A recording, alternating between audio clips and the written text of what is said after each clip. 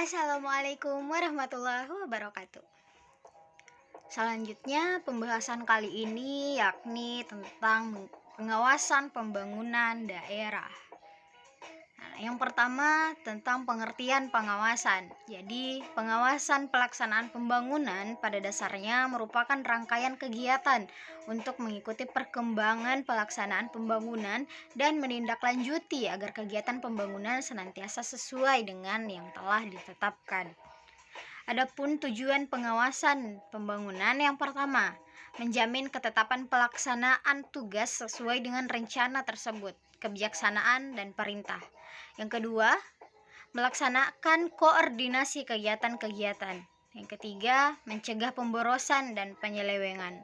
Yang keempat, menjamin terwujudnya kepuasan masyarakat atas barang dan jasa yang telah dihasilkan. Yang kelima, membina kepercayaan masyarakat terhadap pimpinan organisasi. Selanjutnya, jenis-jenis pengawasan. Yang pertama, pengawasan internal dan eksternal, di mana pengawasan internal adalah pengawasan yang dilakukan oleh orang atau badan yang berada di dalam lingkungan unit organisasi yang bersangkutan. Selanjutnya, pengawasan preventif atau represif, di mana pengawasan preventif lebih dimaksudkan sebagai pengawasan yang dilakukan terhadap suatu kegiatan sebelum kegiatan itu dilaksanakan, sehingga dapat mencegah terjadinya penyimpangan. Kemudian pengawasan aktif dan pasif. Pengawasan dekat dilakukan sebagai bentuk pengawasan yang dilaksanakan di tempat kegiatan yang bersangkutan. Nah, selanjutnya prinsip-prinsip pengawasan pembangunan. Yang pertama, hak atas lahan, kemudian pengaturan, kemudian taxation, kemudian spending power atau government expenditure. Nah, adapun hambatan-hambatan dari pengawasan. Yang pertama, kurang informasi mengenai data produktivitas, terutama melakukan perbaikan, dan acap kali terdapat kekurangan kemampuan untuk merincikan hasil yang dicapai oleh manajemen. Yang kedua, bidang tanggung jawab yang kurang cukup jelas dirumuskan, sehingga tidak jelas pula bentuk dan lingkungan pelimpahan tugas itu. Yang ketiga, penyampaian petunjuk kerja secara jelas sering tidak terjadi, dan hal ini memperlihatkan adanya komunikasi yang tidak wajar. Kemudian, meningkatkan lingkup dan kegiatan usaha masing-masing. Kemudian yang kelima, jabatan-jabatan dan manajemen makin memerlukan spesialis dan tentunya memerlukan koordinasi.